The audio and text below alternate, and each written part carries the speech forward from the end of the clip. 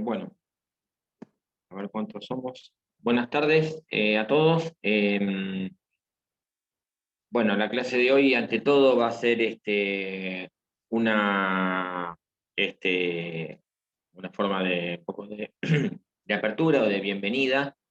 Eh, Veo algunos nombres ya que me suenan conocidos, así que ya lo hemos tenido en las cursadas anteriores. Eh, este cuatrimestre, como ustedes ya saben, afortunadamente, comenzamos a transitar, aunque sea en forma mixta, la presencialidad. De hecho, la clase, esta semana no, pero a partir de la semana que viene sí. Por lo que tengo entendido, creo que los lunes son virtuales y los miércoles y viernes son presenciales, si no me equivoco.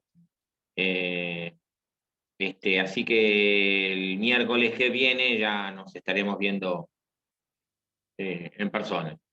Eh, ya sacando un poco cuentas, creo que la última clase presencial fue noviembre, diciembre del 2019.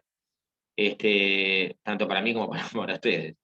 En el caso de los que ingresaron el año pasado, eh, todavía no han tenido clases presenciales.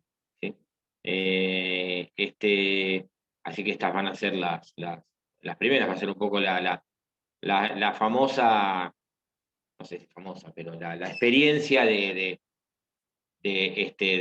ir a la facultad, de conocer nuevos compañeros, de transitar por un lugar distinto de donde vienen, porque los que ingresaron el año pasado, bueno, no todos, pero calculo que muchos, o entiendo que muchos venían del colegio secundario, directamente del colegio secundario, y toda digamos, la adrenalina o la emoción de entrar a la universidad, a una facultad de Derecho, lo que fuera, ¿no?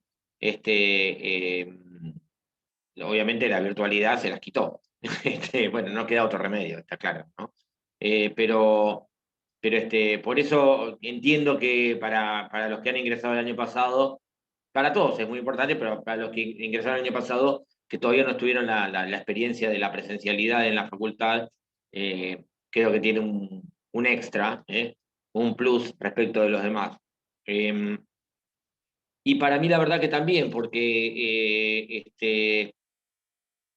si bien la virtualidad tiene ventajas, tiene algunas ventajas, a veces el tema de poder compartir pantalla, mostrarle cosas, pero eh, después tiene desventajas también, que un vínculo que se pierde, realmente se pierde.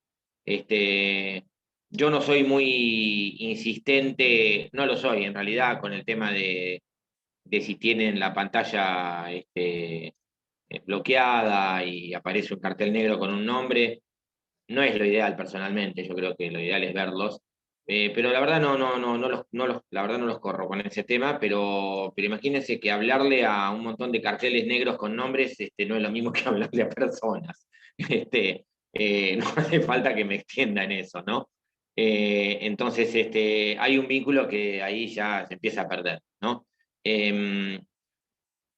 Eh, por otro lado, ese ida y vuelta de preguntas, también en la virtualidad se pierde un poco, es decir, hay un mano a mano que se va, que se diluye, y por eso yo, entre una cosa y la otra, creo que prefiero la presencialidad, sin perjuicio de que la virtualidad es buena y calculo que aun cuando las clases sean totalmente presenciales, espero que no se pierda a veces para clases de repaso, para clases agregadas o por algún motivo u otro que siga habiendo a veces clases virtuales. Lo que no me parece que esté bueno es que sea todo virtual porque siempre y cuando las medidas sanitarias lo permitan, que volvamos a la presencialidad. Eh, Yendo a la materia en sí, yo ante todo no me cometí el destrato de no presentarme. Mi nombre es Guillermo Verdi, obviamente Verdi con B corta, bueno, igual aparece ahí en el cartel. Obviamente soy abogado, soy profesor adjunto de esta materia, o sea, teoría general del proceso y elementos, en realidad son dos en una, porque son los dos planes. Originalmente elementos y ahora teoría general del proceso, aunque elementos sigue existiendo en el plan anterior. Y también soy profesor adjunto de la que le sigue, que es Derecho Procesal Civil. Así que es probable que me tengan que soportar acá y me tengan que soportar en el futuro. Igual en Derecho Procesal Civil hay dos cátedras, así que tienen otras opciones. Em, eh, Respecto de lo que es la materia, bueno, los que ya la han cursado, ya entiendo que lo saben. La materia, si bien a veces se las, no sé dónde, se las plantean, cuando le dicen, a ver, ¿cuáles son las comas complicadas? Y le dicen, no sé, obligaciones o no sé cuál. Bueno, yo les diría que anoten también a esta. Les explico por qué. Es una materia larga y encima es una materia compleja. Me refiero a que es muy técnica, ¿eh? Es codificada en el sentido que van a haber normas de la Constitución Nacional, de la Constitución Provincial, de leyes también complementarias, como la Ley Orgánica 5827, este, em, por dar un ejemplo, y del Código Procesal Civil y Comercial, tanto de la provincia como de la nación. Entonces, son muchísimas cosas, eso para empezar a hablar, son muchísimas cosas, este, son todos conceptos nuevos, no es una materia que se lee y se entiende así de buenas a primeras, ¿sí?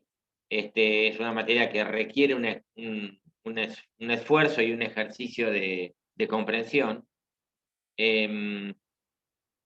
y además, repito, es larga. Entonces, y el cuatrimestre no tiene 4 meses, es un cuatrimestre de 3 meses normalmente, ¿no? En neto, sacándole los parciales, recuperatorio.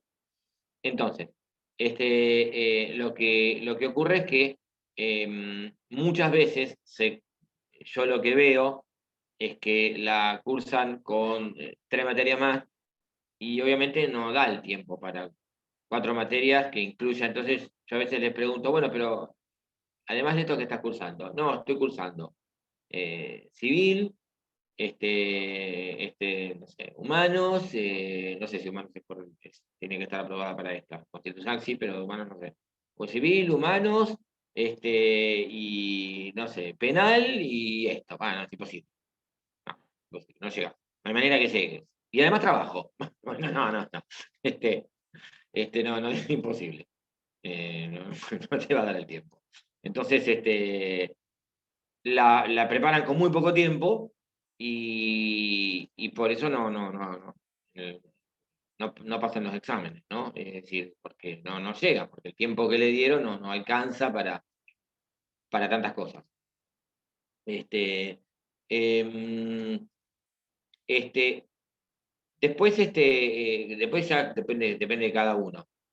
Saben también que los exámenes vuelven a ser presenciales, por suerte.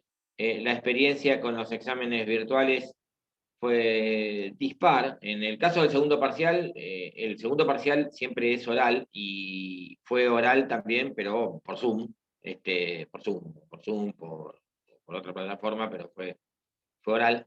Este, pero el primer parcial era escrito con un multiple choice y un par de preguntas a desarrollar, de casos para resolver, con lo cual generó un montón de suspicacias, y la verdad es que estadísticamente hubo una cantidad de anotados 3 veces superior, eh, y también una cantidad de aprobados 3 veces superior, lo cual me dio un poquito que pensar, ¿no? Después al segundo parcial oral no se presentaba nadie, que ese es otro tema, ¿no? Porque sí, bueno, bárbaro. Les digo, por ejemplo, el cuatrimestre anterior pasaron el primer parcial aprobaron entre primer parcial y recuperatorio del primer parcial 95. Es decir, había 95 personas en condiciones de dar el segundo parcial, cosa que no ocurre jamás. ¿Sí? Jamás ocurre eso. También, también permitían que se anotaran 180, 190 con nosotros, lo cual era una locura, ¿no? Pero de los 95 al segundo parcial se presentaron, creo que 30, como mucho, 40, como mucho, menos de la mitad seguro. Eso tiene que ver con lo que yo les acabo de decir. ¿Por qué? La cursaban con 3 materias más, y claro, al segundo parcial no llegaban ni a palo, no llegaban. Entonces, obviamente, rendir un oral y venir y sentarse y decir no sé nada, bueno, obviamente que hay una cuestión que yo les agradezco de respeto, inclusive de no querer inmolarse en un examen, saben que a priori que les va a ir mal. Entonces, muchísimos la abandonaron, y lo cual fue, yo tuve, cuando pasé las notas finales hubo una cantidad de ausentes, porque a esa persona le cae, que no se presentan, les queda un ausente, ¿no? Una cantidad de ausentes tremenda.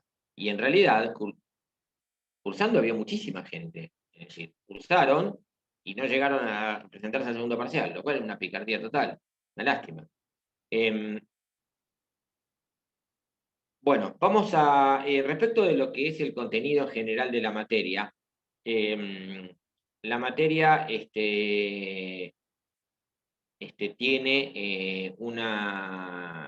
la materia en realidad, antes se llamaba elementos de educación profesional, nombre que yo la verdad no era de mi agrado, y de hecho hice todo lo posible para modificarlo, logré modificarlo y se empezó a llamar teoría general del proceso, porque en realidad la materia es derecho procesal, parte general o teoría general del proceso. Antes se llamaba, hace mucho, se llamaba procesal 1. Y procesal civil, que es la que le sigue, se llamaba procesal 2, ¿no? Hoy se llama teoría general del proceso y la otra se llama procesal civil o procesal parte especial.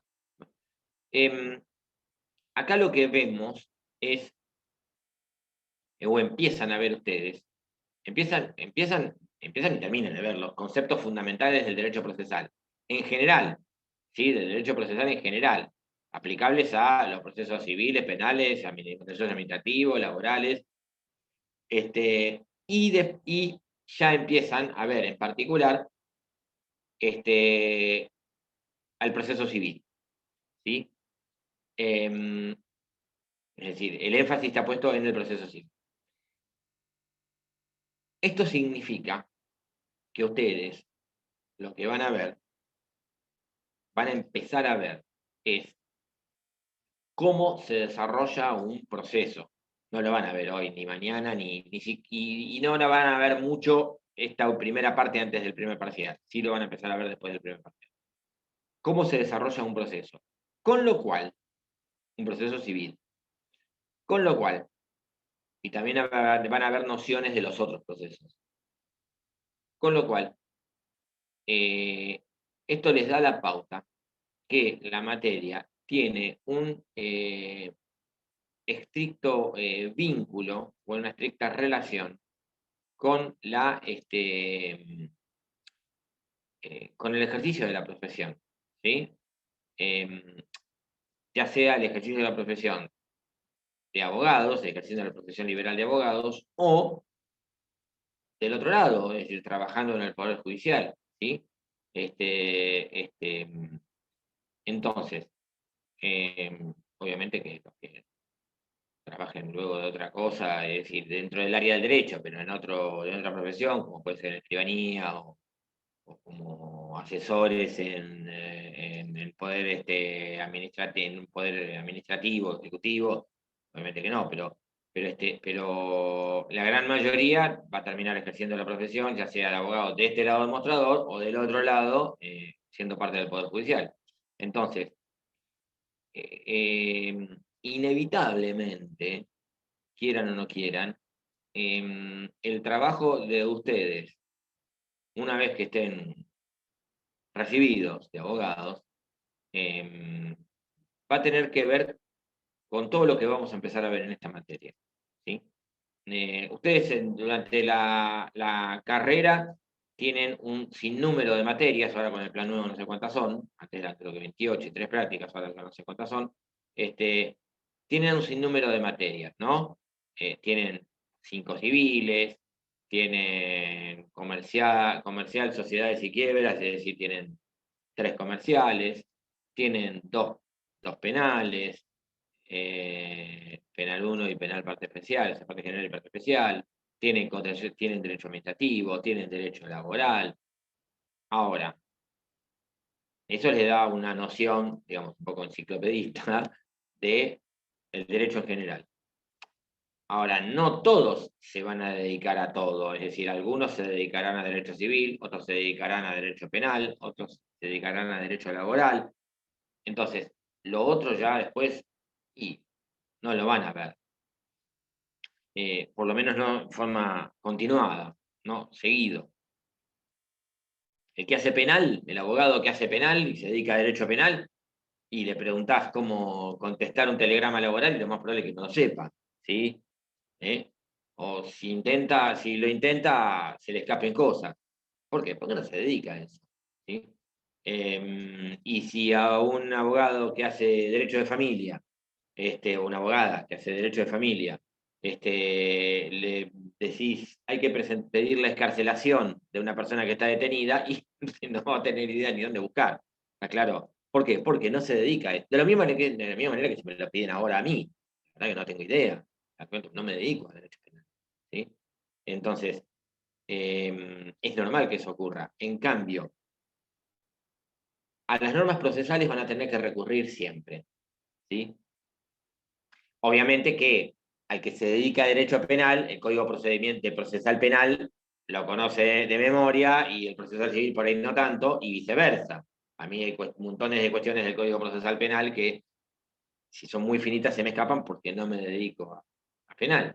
Pero las normas procesales fundamentales las van a ver en cualquier área de la profesión.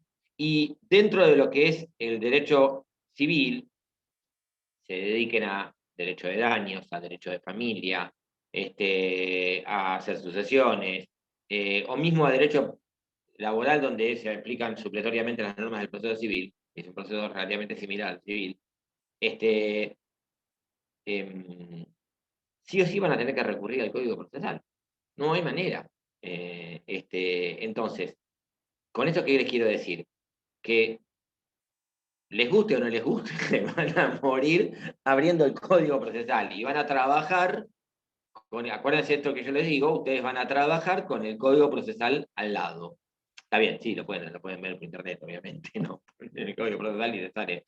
Pero si no quieren hacerlo, van a trabajar con el Código Procesal al lado. Es inevitable, ¿sí?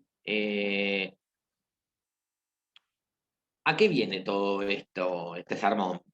Que no pretende serlo. Viene a que traten de darle más allá de que es larga, que es compleja, que es difícil, que los exámenes no son fáciles, que ya se lo habrán comentado, más allá de todo eso, piensen, yo sé que por ahí no es fácil, piensen un poquito más allá del parcial de dentro de un mes y medio, dos, y piensen un poquito más allá de la carrera, es decir, piensen en su carrera profesional, no en la carrera académica, ¿no? En la facultad. ¿Sí? Vayan un poquito más allá y piensen en la importancia que esto le puede llegar a dar en el futuro. Y ustedes me dirán, pero cuando yo me recibo no me voy a acordar de nada, ¿no? Sí, es cierto, es muy probable. Ustedes creen que no se van a acordar de nada. Pero yo les aseguro, y esto se lo digo por experiencia propia, que van a decir, yo sé que esto lo vi, en algún lado lo vi, yo me acuerdo de haberlo visto, yo lo vi y sé dónde buscarlo, sé a dónde ir, no es algo que me resulte ajeno. Entonces se le presenta una determinada situación y digo, esto yo lo vi en algún lado, ya me acuerdo por dónde está, debe estar por acá, y lo encuentran. ¿Sí? Yo sé que esto tiene una respuesta. ¿Eh? Yo sé que ahí está la llave para solucionar esto, esta situación que en la profesión a mí se me plantea. ¿Sí? Yo sé que hay una llave para esto y sé más o menos por dónde encontrarla. ¿Está claro? Por ahí no se la acuerdan de buenas a primeras. ¿Mm? Esto les va a pasar siempre Es imposible que ustedes, en lo que dura la carrera, 5 años, 6 años, un poco más, ustedes aprendan absolutamente todo, de todo. Es como pretender que una persona en 5 o 6 años aprenda a tocar fantásticamente la guitarra, el piano, la trompeta. No, no puede, es posible. Tocará muy bien un instrumento, o más o menos bien un instrumento, y el resto por ahí se defiende un poco, más o menos tiene alguna idea. Bueno, acá es más o menos lo mismo, pero sí es importante que ustedes sepan las cuestiones fundamentales, ¿sí? Por eso nosotros a veces, por ejemplo, insistimos en cuestiones como la bolilla, que no entra para este parcial, entra normalmente para el segundo, de principios procesales, porque los principios procesales les van a dar la llave para a resolver un montón de situaciones en la profesión, ¿sí? Por dar un ejemplo. Y eso no lo vuelven a ver, nunca más en la carrera. Ni en el procesal civil, no lo ven, en ninguna otra materia. No lo ven nunca más, ¿sí? Bueno, nosotros, de acuerdo al reparto de temas que normalmente hacemos, yo personalmente me encargo de hablar. Ustedes van a ver que la materia, en teoría general de proceso, directamente el contenido es estrictamente de derecho procesal. En el programa de elementos tiene dos partes o dos módulos. El segundo módulo es el de derecho procesal, que es una cosa similar al programa de teoría general del proceso. Y el primer módulo tiene un agregado que es el llamado módulo de orientación profesional. Hay una bolilla que tiene que ver con el régimen de la universidad. Y otra serie de bolillas que tienen que ver con el régimen del abogado, es decir, el régimen al cual está sometido el abogado en el ejercicio, que regula el ejercicio de la profesión de abogado, ¿sí? Esto, repito, está en elementos, yo no sé, la bolilla universitaria normalmente la metemos para este parcial, y el contenido del régimen del abogado tratamos si nos dan los tiempos también acá, también en este primer parcial, pero exclusivamente para los de elementos. Teoría general de procesos no tienen eso, por lo tanto va a haber también exámenes diferenciados, ¿sí? También ocurrió el año pasado cuando los exámenes eran escritos, multiple choice, etc. Normalmente yo, y es lo que voy a empezar hoy, me ocupo empiezo enseñándoles, y vamos a arrancar esta clase, cómo es Una pregunta antes de que empiece. Van a subir cronograma, entré tarde a la clase y no sé si ya lo dijeron. Sí, vamos a subirlo. La verdad lo tengo que terminar de hacer hoy y calculo que ya entre hoy y mañana ya va a estar subiéndose el Sí, cronograma. igual todavía el campus no está sincronizado hasta el lunes, así que Ah, no está habilitado. Bueno, perfecto. Listo. hasta el lunes no va a estar sincronizado. Sí. La idea es sí, es subirlo. Sí. Em, yo voy a comenzar hablándoles de competencia federal. Esto, o mejor dicho, sistema judicial argentino y competencia federal. Ustedes fíjense que en la bolilla 3 ya sea del módulo de Derecho Procesal para el programa de elementos o del programa, en definitiva, para el origen del proceso, la bolilla 3 es organización judicial. O se ocupa de ver o de estudiar la organización judicial en el país, en la provincia y en Mar del Plata. O sea, de mayor a menor. El primer punto es sistema judicial argentino, competencia federal. Lo que vamos a ver es qué es la competencia federal, qué caracteres tienen, cómo está, más o menos, cómo está organizada y en qué casos interviene. ¿Sí? Ese va a ser un poco el plan de trabajo, que no, obviamente no, esta clase no va a alcanzar, vamos a necesitar por lo menos una más. ustedes recuerden respecto de lo que es el sistema judicial argentino, que en su momento, ustedes recordarán de cuando vieron historia, creo que se sigue llamando historia del derecho, nuestro país entre 1800, o a partir de 1810 y hasta 1852, la antesala de la Constitución del 53, hasta Caseros, si ustedes quieren, transitó una larguísima etapa de conflictos interprovinciales y también entre Buenos Aires y el interior, aquello de unitarios y federales, ¿sí? Que ustedes recordarán. En líneas muy generales, esos conflictos, además de otras cuestiones, estaban originados en una disputa entre Buenos Aires y el interior, entre Buenos Aires y las provincias, a veces las provincias entre ellas también. Buenos Aires tratando de imponer su voluntad, con un poder central, y las provincias pretendiendo ser estados autónomos, ¿sí? Esta disputa termina, esto, ojo, parezco, estoy hablando en paca-paca, ¿sí? No es para ese, es algo muy, muy elemental lo que estoy diciendo. Esto termina con la Constitución de 1853, donde, ustedes recordarán, los constituyentes adoptan un sistema similar, no exactamente igual a la Constitución de los Estados Unidos de 1776, la toman un poco como modelo, y crean un sistema mixto, no de estados absolutamente autónomos, no de un poder central hegemónico y que las provincias sean menos distritos, sino de un poder repartido. ¿Cómo es repartido? Que las provincias retengan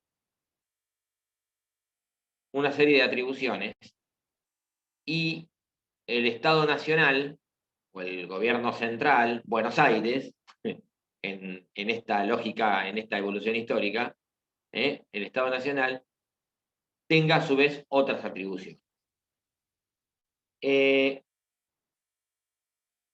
Inclusive, en este esquema, para poder trazar una línea demarcatoria y evitar futuros conflictos, porque ya que se sentaban todos los constituyentes y bueno, ahora nos vamos a poner de acuerdo. ¿Cómo terminamos esta cuestión? ¿Cómo queda trazado? ¿Cuál es el panorama? ¿Cuál es el reparto de atribuciones o de competencias de acá en más? Entonces, el artículo 121 de la Constitución Nacional les da la línea, les traza la línea demarcatoria entre atribuciones de la nación y de la provincia. Y lo que dice es el principio conocido como facultades o poderes no delegados, que las provincias retienen todas las facultades, las atribuciones, no expresamente delegadas por esta Constitución a la nación, por el Estado Nacional. Es decir, que el esquema de la Constitución Nacional es, para que se acaben las discusiones, el esquema de la Constitución Nacional es: el Estado puede hacer todo esto, estas son las atribuciones del Estado Nacional. Todo lo que no está en esta lista son atribuciones de las provincias, son facultades de las provincias. Lo que reste, lo que quede, ¿sí? Esto le da la pauta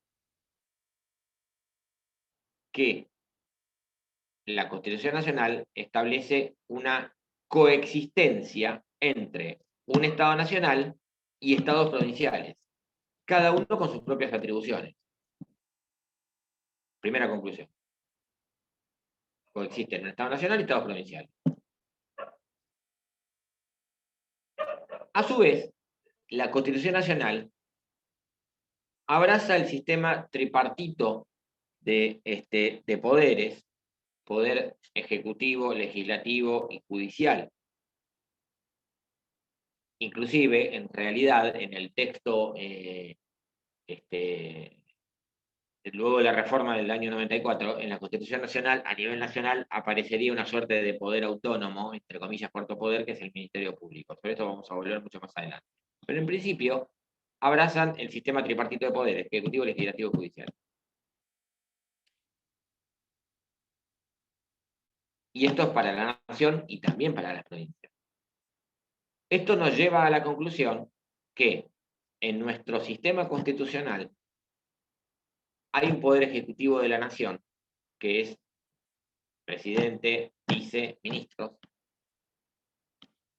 Hay un poder legislativo de la nación, que es el Congreso de la Nación. ¿Sí? Y hay un poder judicial de la nación. Y al mismo tiempo, en cada una de las provincias hay un poder ejecutivo, el gobernador, un poder legislativo, la legislatura provincial, y un poder judicial. Nos olvidamos del poder ejecutivo, nos olvidamos del poder legislativo. Se lo verán en otra materia, o lo vieron en otra materia, en derecho constitucional. Nos vamos a concentrar en esta materia en el poder judicial. La segunda conclusión a la cual entonces arribamos es que en nuestro sistema constitucional hay un poder judicial de la nación y hay poderes judiciales en cada una de las provincias. Esto también surge, fíjense, del artículo 5 de la Constitución Nacional. El artículo 5, ¿saben qué dice?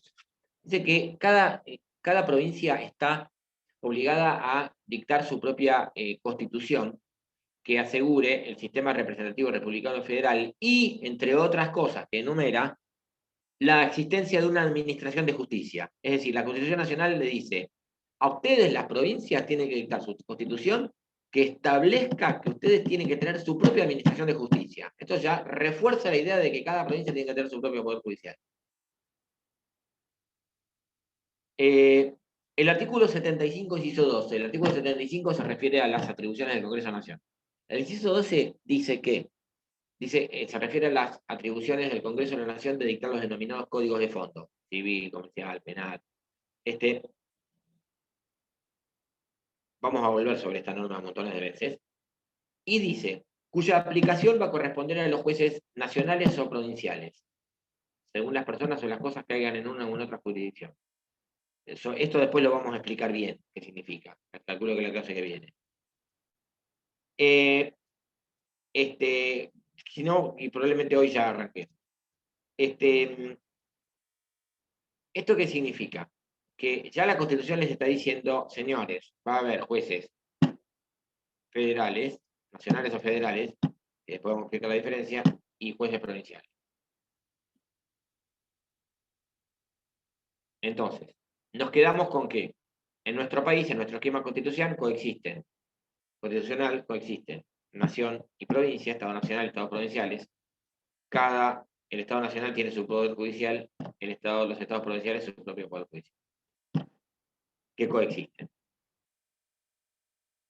¿Y cuál va a ser la línea demarcatoria? Bueno, la primera parte de la respuesta la vamos a ver también refiriéndonos a cómo funciona nuestro sistema constitucional, y es que la Constitución Nacional les dice en qué casos tiene atribuciones el Estado Nacional, en qué supuestos, y todo lo demás es atribución de las provincias. Entonces, si ustedes van, por ejemplo, al artículo 75 de la Constitución Nacional, dice atribuciones del Congreso de la Nación.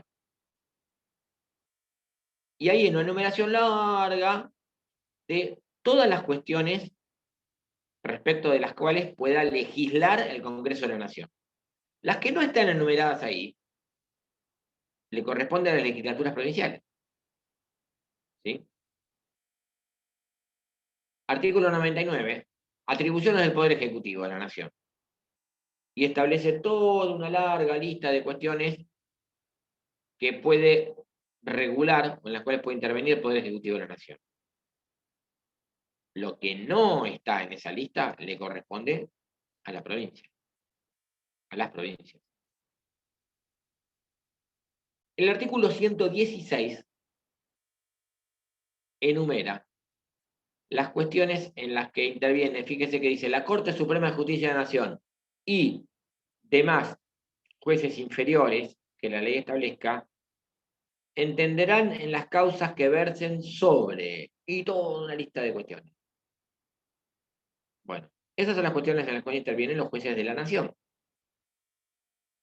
jueces federales. Lo que no está en esa lista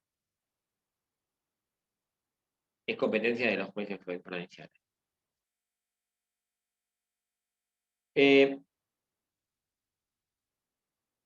Nosotros hablamos de, mencionamos las palabras jurisdicción, no sé si la llegué a decir, competencia varias veces.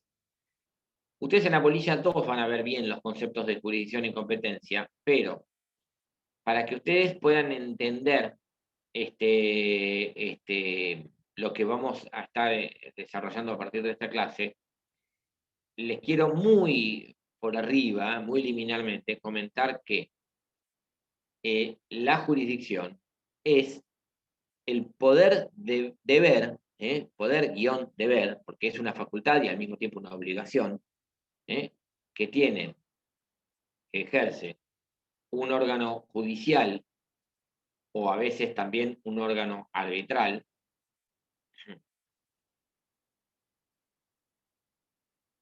de conocer, intervenir en un proceso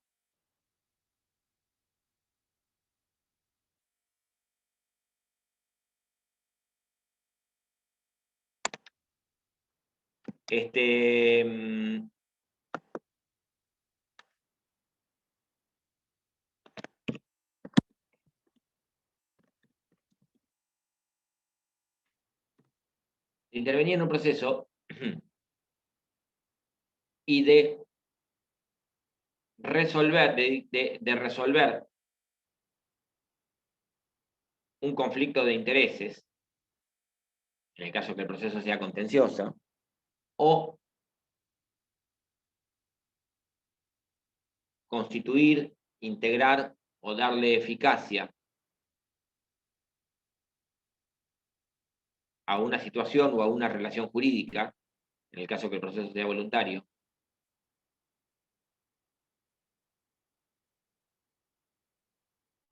mediante una decisión que, una vez que quede firme,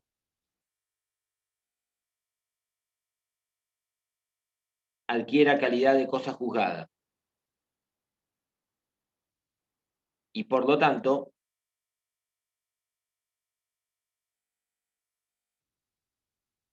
pueda ser ejecutada forzosamente, o sea, susceptible de ejecución forzosa. En este concepto, ustedes van a ver distintas aristas que, repito, lo van a ver a fondo en la bolilla 2, de lo que es la jurisdicción. La facultad de, la función jurisdiccional puede ser a su vez desdoblada en distintos aspectos o distintas pequeñas funciones que tiene el juez y facultades que tiene el juez. El juez tiene primero la facultad de conocer, de intervenir en un proceso, de citar a las partes a los efectos de que tengan que comparecer y formar parte de ese proceso. ¿Sí?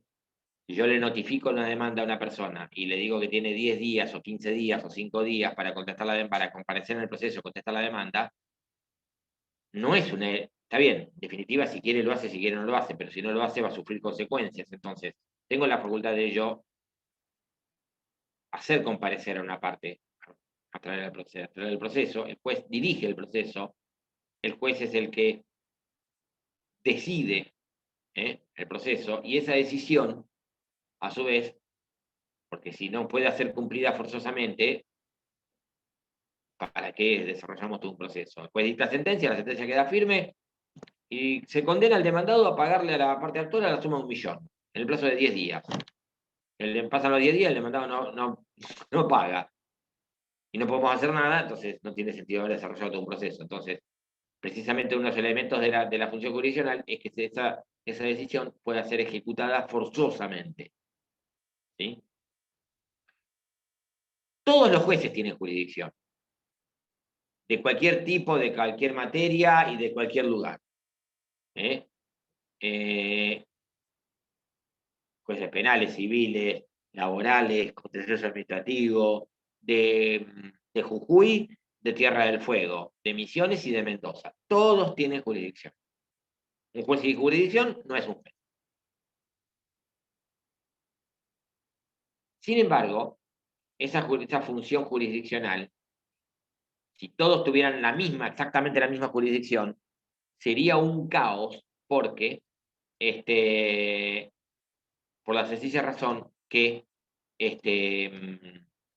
no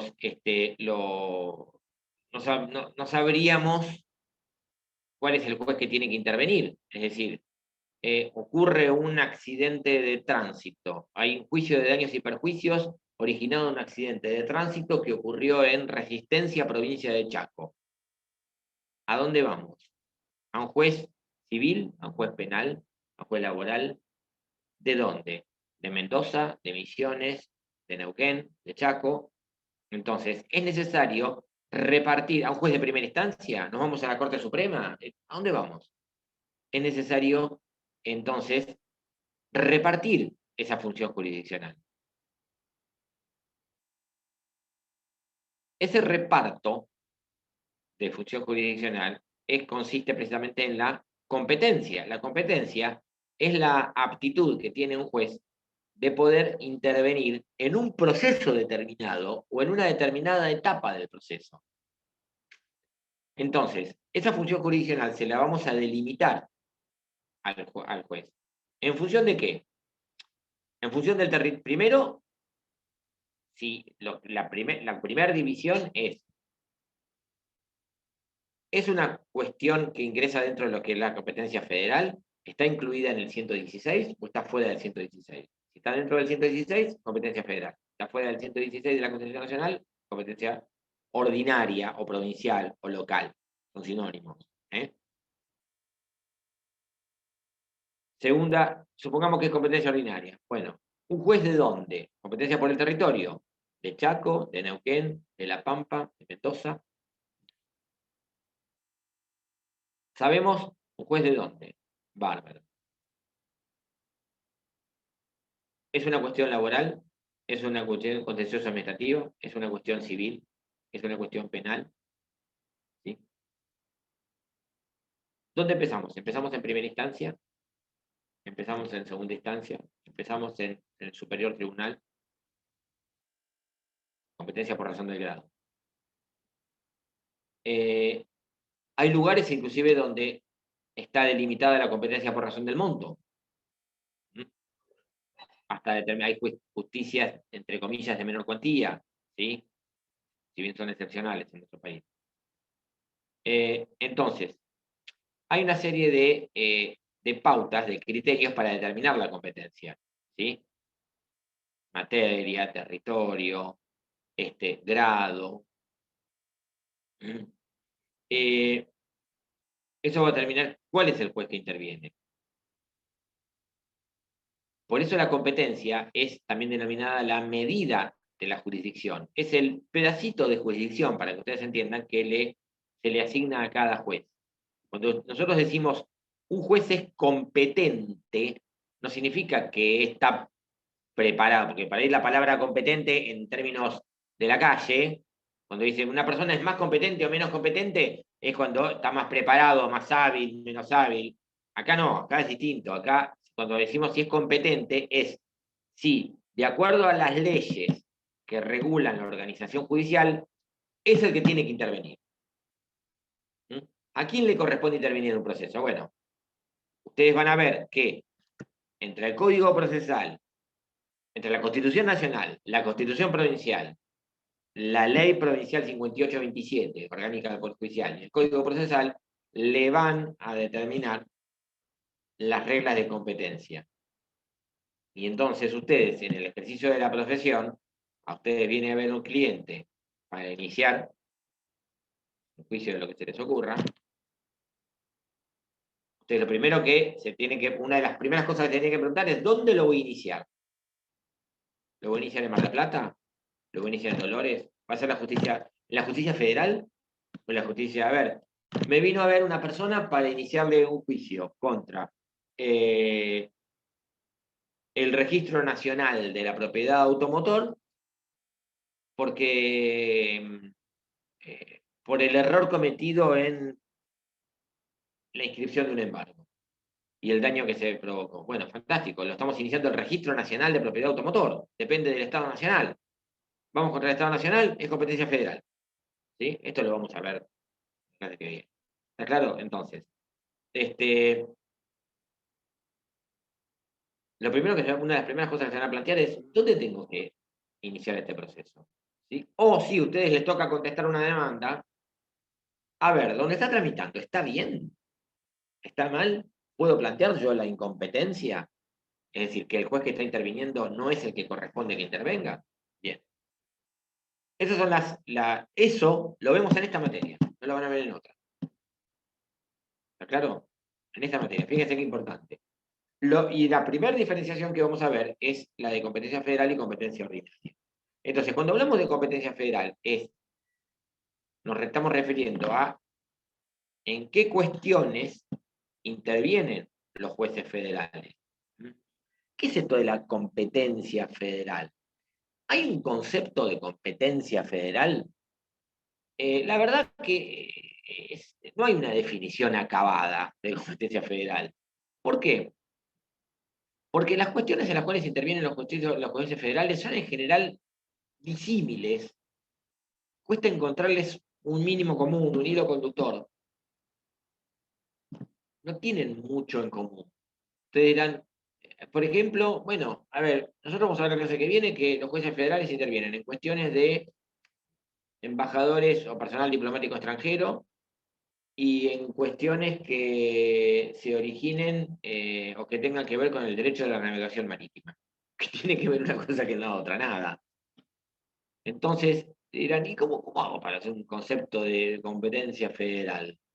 Bueno, tratando de encontrarle un poco un hilo conductor, la competencia federal es aquella que entiende cuestiones que afectan al interés general de la nación.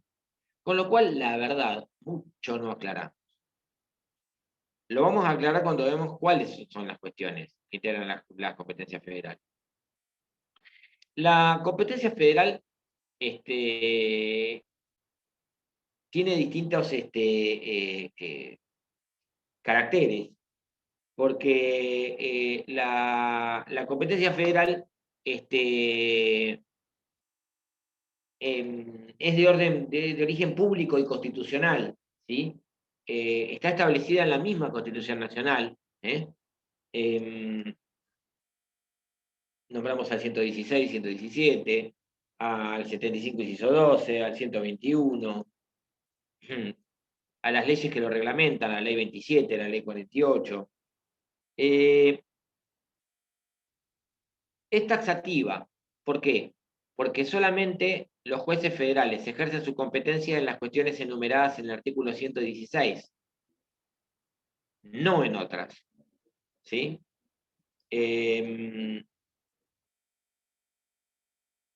Es también inalterable porque una vez que un juez federal se declara competente, ya va a continuar interviniendo un juez federal, no lo puede delegar, es indelegable, no lo puede delegar en un juez provincial. Es limitada y de excepción, bueno, tiene que ver un poco con que sea taxativa, porque solamente los jueces federales pueden intervenir en las cuestiones del 116, es decir, la excepción es la competencia federal, la regla es la competencia ordinaria o provincial. Esto es una consecuencia del 121, ¿no? 121 dice, la Constitución Nacional dice que lo que puede hacer la nación, todo lo demás las provincias. Bueno, el 116 lo que dice, los jueces federales pueden intervenir en estos casos. Todo lo demás, los jueces provinciales. ¿Sí? Es contenciosa, es decir, en principio no hay procesos voluntarios en la justicia federal, como tampoco hay procesos universales, sucesorios, concursales, y tampoco de familia. ¿Sí? Es contenciosa, no hay procesos voluntarios. Los únicos procesos voluntarios que hay, es decir, cuando no hay una contienda, son cuando un ciudadano extranjero pide la ciudadanía, se denomina el proceso de carta de ciudadanía, es un proceso voluntario. Y también, ¿saben qué? Cuando un partido político pide el reconocimiento como partido político y la posterior inscripción de partido como partido político, ese trámite se hace ante un juez federal y tampoco es y también es voluntario, ¿sí? Hay una ley de partidos políticos que desarrolla, esto no es una cuestión ni siquiera, les diría, judicial, ¿no? Es decir, parece más un trámite administrativo que judicial, ¿no? Pero se desarrolla ante un juez federal. Casi que les diría que parecería que ahí un juez el Poder Judicial está desempeñando en forma impropia una función casi administrativa, ¿sí? En principio es improrrogable. ¿Qué significa que una competencia sea prorrogable o improrrogable? Es la Constitución y las leyes, que vamos a ver en su momento, determinan cuándo un juez, qué juez es competente. ¿Sí? Lo que decíamos hace un ratito, les va a decir a ustedes dónde tengo que iniciar el proceso. Ahora, a veces existe la posibilidad que las partes puedan iniciarlo en otro lugar. ¿Sí? Es decir, el accidente, si quiero iniciar un juicio de daños y perjuicios, vamos a poner un ejemplo de, aunque sea justicia provincial. Quiero iniciar un juicio de daños y perjuicios de un accidente que ocurrió en Mar del Plata. En principio, lo tendría que iniciar en el Departamento Judicial de Mar del Plata. Sin embargo, yo lo inicio en Dolores. ¿Sí? Notifico la demanda y el demandado no dice nada, no plantea la incompetencia. El proceso continúa en Dolores. Eso significa prorrogar la competencia. O puede ser que las partes se hayan puesto, supongamos que hacemos un contrato de locación de un inmueble que está en Mar del Plata. En principio, cualquier juicio por incumplimiento de ese contrato, ya sea por el desalojo, ya sea por la ejecución de alquileres adeudados, ya sea de daños y perjuicios por los destrozos que hayan dejado en el inmueble. En principio, esos procesos deberían tramitar en Mar del Plata.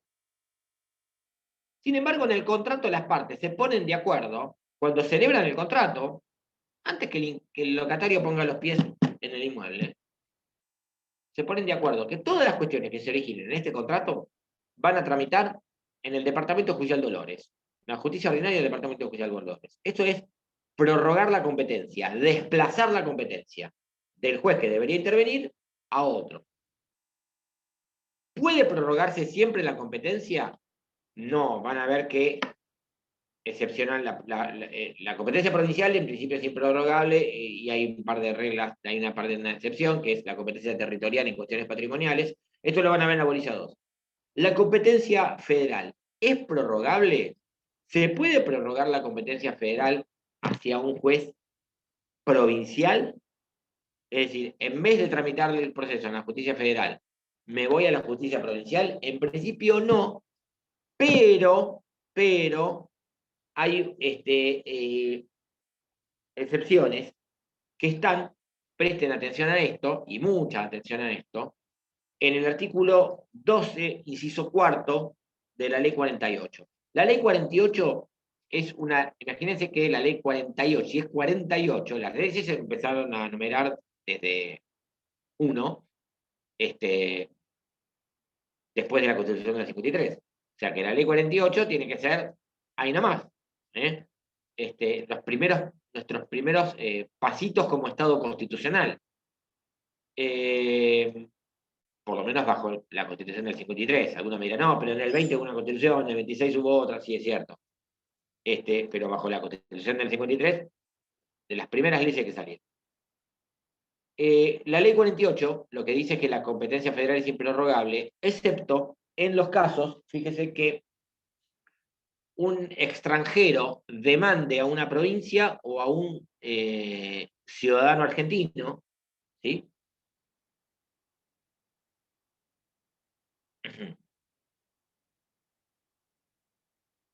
O también, cuando el vecino de una provincia demande al vecino de otra provincia, ahí también es prorrogable. O cuando son demandados el vecino o el extranjero. Y fíjese que esta norma, el artículo 2, inciso cuarto, cuando lo lean lo van a ver, y no opongan, dice, sin oponer la excepción de declinatoria, significa sin plantear la incompetencia. No dicen nada. Es decir, tácitamente lo consintieron.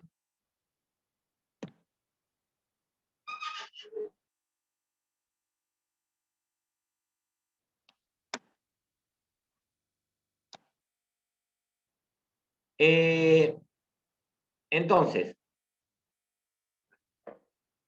en estos casos puntuales, y también les agrego otro, en el 75, inciso 30 de la Constitución,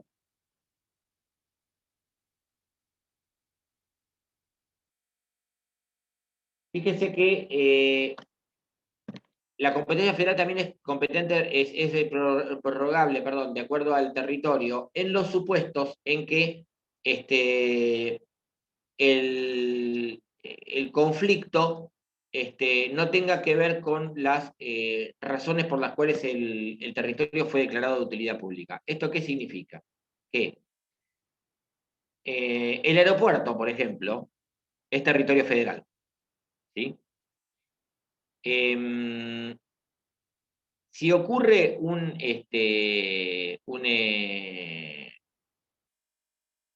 accidente entre, vamos a poner algo grosero, entre dos aviones, claramente va a ser de competencia federal. ¿Sí?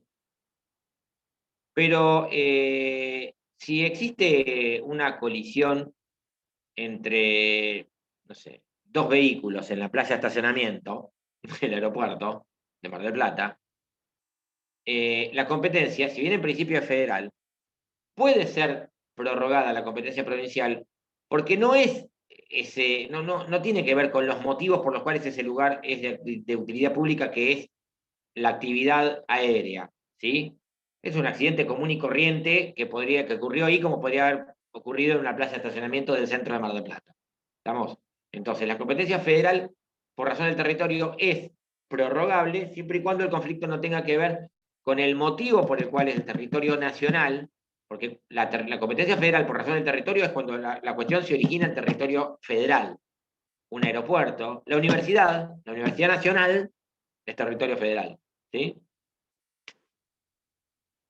Si las cuestiones son ajenas al motivo por el cual ese lugar está declarado de utilidad pública, entonces puede ser prorrogada. Esos son los únicos supuestos que es prorrogable. El resto no. ¿Cómo está organizada la justicia federal? La justicia federal está organizada de la siguiente manera. Tiene una cabeza u órgano máximo, que es la Corte Suprema de Justicia de la Nación. La Corte Suprema de Justicia de la Nación es el órgano máximo de nuestro país, órgano judicial máximo de nuestro país. La última palabra, judicialmente hablando, la tiene la Corte Suprema de Justicia de la Nación. Y las sentencias de la Corte Suprema de Justicia de la Nación no pueden, en principio, ser revisadas por nadie. ¿Sí? No hay nadie arriba de la Corte Suprema de Justicia, no hay ningún órgano. Yo subrayo esto porque esta afirmación, que durante toda la vida no traía mayores discusiones, sí la empezó a tener hace unos años atrás, porque la Corte Interamericana de Derechos Humanos, unos años atrás, dicta una sentencia en un fallo que se llama Fontevecchia se escribe, que es el director de la revista Noticias, fue el director de la revista Noticias, contra Menem, Carlos Saúl Menem, el expresidente, mejor dicho, contra Estado Nacional. Esto se originó en un proceso que se llamaba Fontevecchia con Menem, o Menem con Fontevecchia. El proceso se llama Fontevecchia con Estado Nacional, en la Corte Interamericana de Derechos Humanos, donde la Corte Interamericana se mete a revisar una sentencia de la Corte de la Nación y aconseja su modificación, lo cual en realidad no es algo eh, muy feliz, porque más allá de los argumentos que haya tenido, el último órgano, y esto por un principio de soberanía, es decir, el último órgano judicial nuestro es la Corte de la Nación. No pueden venir de afuera a modificar una sentencia de la Corte de la Nación. De hecho, los juicios que tramitan ante la Corte Interamericana de Derechos Humanos no es una revisión de la sentencia de la Corte de la Nación, sino que son un juicio aparte contra el Estado Nacional, ¿sí? Por alguna deficiencia en un proceso judicial. ¿Está claro? Es un juicio aparte contra el Estado Nacional, por una deficiencia en el proceso judicial, pero no puede modificarse una sentencia de la Corte de Nación.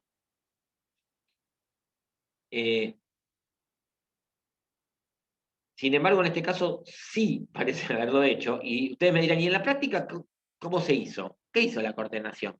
Lo que hizo es, donde está, las sentencias se registran en un libro de registros. Todos los juzgados, todos los juzgados de todo el país, tienen unos libros de registro donde registran la sentencia. O sea, además de estar en el expediente, antes en papel, ahora de forma virtual, están también en un libro de registro.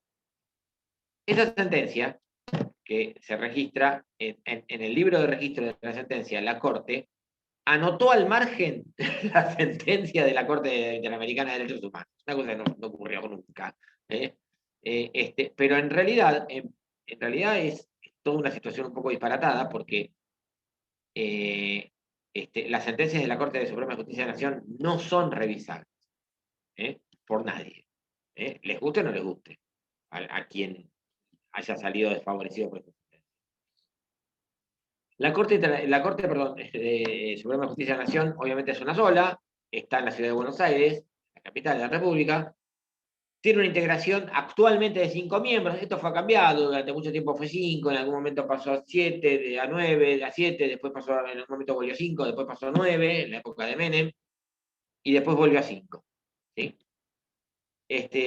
Actualmente son 5 miembros. Los miembros, sin perjuicio que esto nosotros lo vemos en otra bolilla, en la bolilla 4, cómo se designan, los miembros no se designan por concurso, sino que es Poder Ejecutivo con acuerdo del Senado, las 2/3 partes del Senado. Es decir, no hay un examen de idoneidad. En el gobierno de Néstor Kirchner, y a poco de haber asumido, sacó un decreto, si mal no recuerdo era el 222, que disponía que la designación de los jueces, antes de ser designados, el Poder Ejecutivo iba a proponer a la opinión pública, iba a proponer a los efectos que la opinión pública se expida respecto del candidato. ¿Sí? Es decir, el Poder Ejecutivo dice, proponemos que ahora que ocupe un cargo en la Corte Suprema el doctor fulano o la doctora fulano. Y la opinión pública se manifiesta al respecto. Ahora, esto es solamente buenas intenciones, porque no es vinculante la opinión. De hecho, con todos los candidatos ha habido opiniones a favor y en contra, y aún así terminaron siendo designados. Por ejemplo, en el caso de cuando el Poder Ejecutivo propuso la designación de Raúl Zaffaroni como miembro de la Corte Suprema, hubo sectores vinculados en gran medida a la Iglesia Católica que se pronunciaron en contra por conocer cuáles eran las ideas de Raúl Zaffaroni respecto de la tenencia de estupefacientes para consumo personal, o sea, la no punibilidad de la tenencia de estupefacientes, del aborto, etc. Igual fue designado. Al revés, del otro lado, es decir, cuando Mauricio Macri propuso a Rosenkrantz como juez de la Corte Suprema, hubo sectores vinculados normalmente a organizaciones de izquierda que manifestaron su oposición o su desagrado, porque venía del establishment, es decir, formaba parte de un estudio jurídico que eran abogados o asesores de las multinacionales. Entonces, el que era abogado de empresas petroleras multinacionales, etcétera, bueno, ya sabíamos más o menos para dónde podía ir, y en principio, bueno, la idea que manifestaron quienes se oponían, e igual fue designado. Entonces, en realidad es una manera de más o menos transparentar la designación, pero sin que tenga demasiadas consecuencias, porque aunque haya voces en contra, eso no ha impedido la designación del...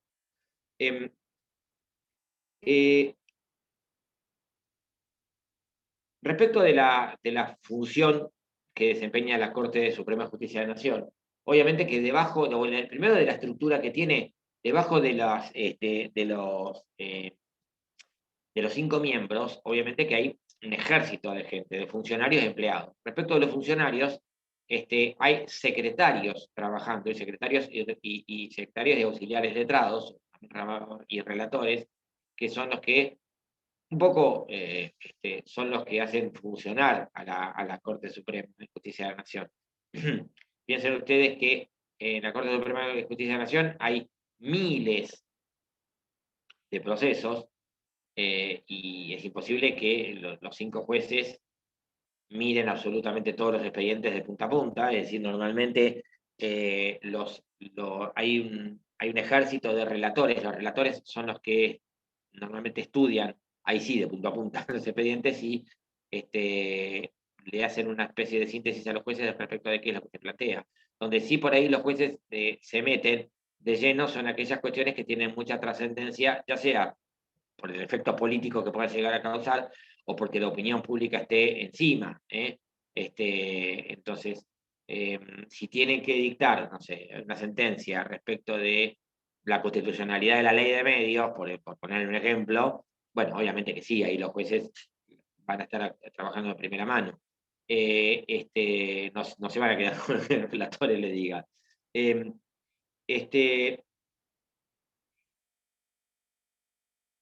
La Secretaría, la Corte entonces está organizada en secretarías, de acuerdo al tipo de asuntos. Hay Secretaría de Civiles, Penales, Laboral y Seguridad Social, Contencioso Administrativo, y de manera tal de que en cada una de ellas hay inclusive, hay una creo que de control constitucional también, haya también especialistas en cada una de esas áreas. ¿Estamos?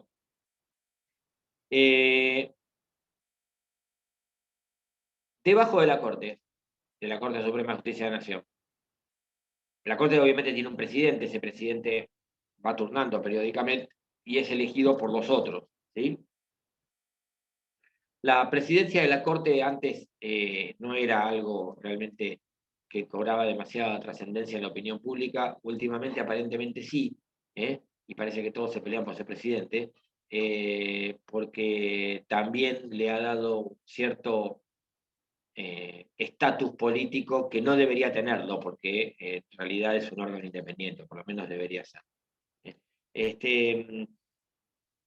Debajo de la Corte Suprema de Justicia de la Nación, el Poder Judicial tiene una organización que va a depender del fuero. En el caso del fuero penal,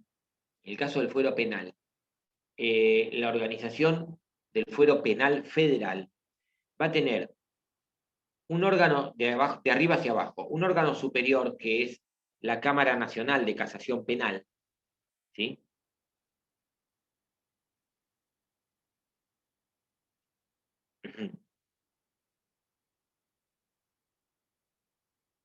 Y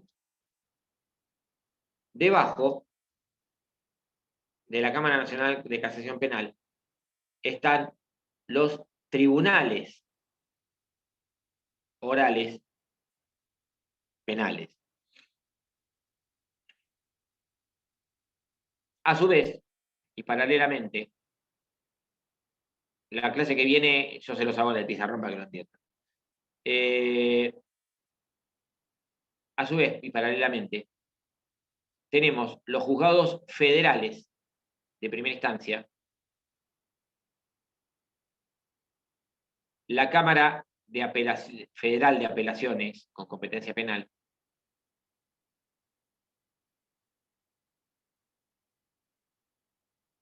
cuyas sentencias van a ser revisadas por la Corte. Esto funciona muy en líneas muy generales de la siguiente manera.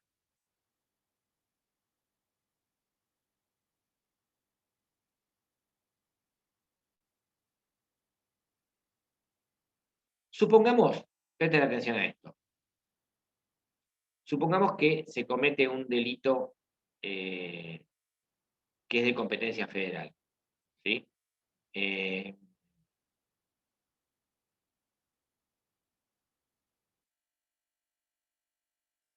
El que va a intervenir, no sé, vamos a ponerle no sé, a ver, tráfico de estupefacientes. Vamos a decir en gran escala, porque ahora vamos a ver la clase que viene que hay determinada escala de competencia provincial.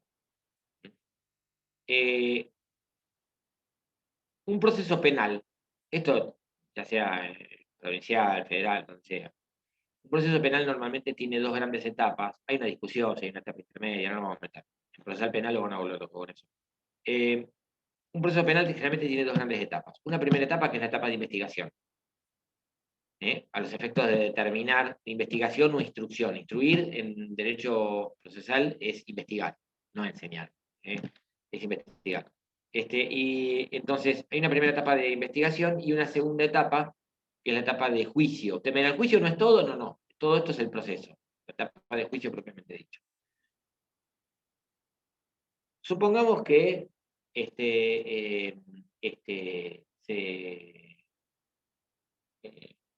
hay una causa penal por un delito federal, penal,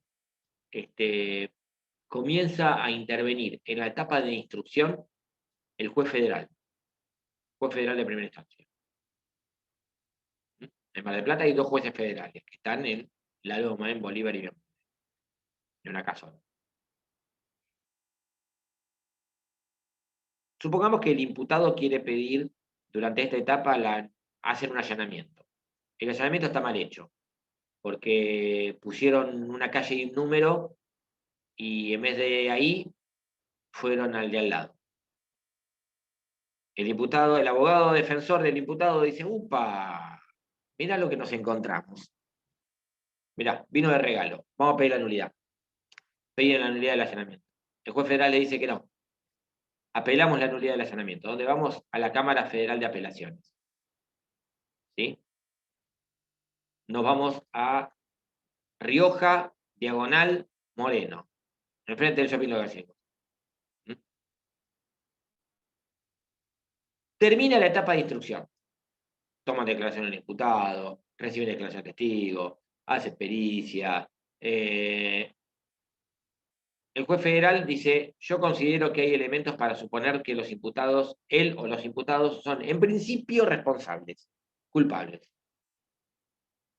En principio, no estamos condenando a nadie. ¿Dónde continúa la historia? Tribunal Oral Penal. Ahí se va a realizar el juicio oral. Enfrente del correo, Luis y Santiago del Estero, van a ver que dice Tribunal Oral Penal. Ahí va. Ahí se va a desarrollar el juicio oral. De cero. Es decir, hay que reproducir todas las pruebas que se produjeron. Hay algunas que no, el allanamiento no lo podemos reproducir. Es decir, pero los testigos tienen que volver a declarar, bueno, todo. No. Los peritos tienen que venir a ratificar el examen, el informe pericial, todo no. Al cabo, entonces ahí se va a desarrollar el juicio oral, el debate. Fiscal de un lado,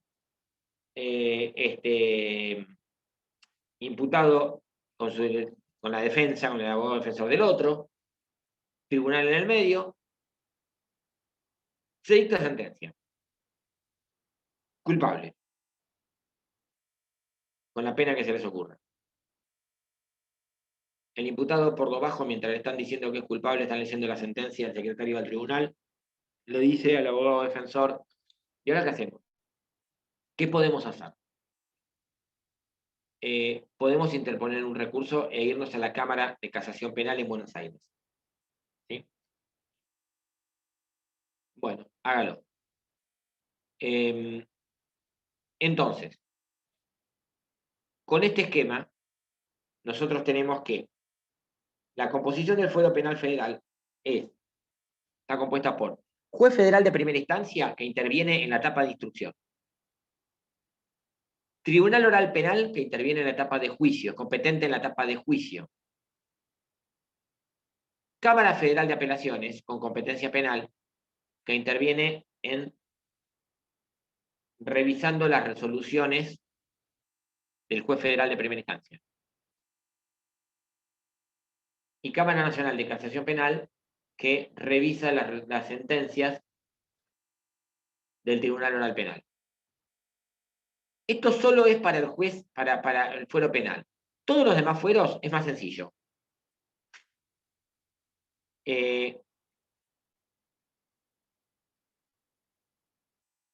de primera instancia, Cámara de Apelaciones, o juzgado de primera instancia, Cámara de Apelaciones, Corte de Nación. En Mar del Plata hay otros 2 juzgados federales. En Mar del Plata hay 4 juzgados federales. 2 con competencia penal y otros 2 que tienen competencia. Uno competencia civil laboral y otro civil tributaria. Uno civil comercial laboral y otro civil comercial tributario. En este caso, el proceso comienza en un juez de primera instancia, dicta sentencia, apelo a la sentencia, voy a la Cámara de Apelaciones y, si puedo, recurso extraordinario, si me dan los requisitos, y voy a la Corte de Nación, a Buenos Aires. Y ahí termina el proceso. ¿Sí? Ahí es mucho más sencillo. No está desdoblada la primera instancia. En juzgado federal y tribunal criminal, no. Acá es juzgado federal. Punto. Juez federal. La clase que viene vamos a volver sobre esto. Bueno, por hoy terminamos acá. Sé que ha sido mucho. Y nos estaremos viendo el miércoles que viene. Espero ya en forma cara a cara. No, hasta la semana que viene. Entonces. Chao, doctor. Gracias.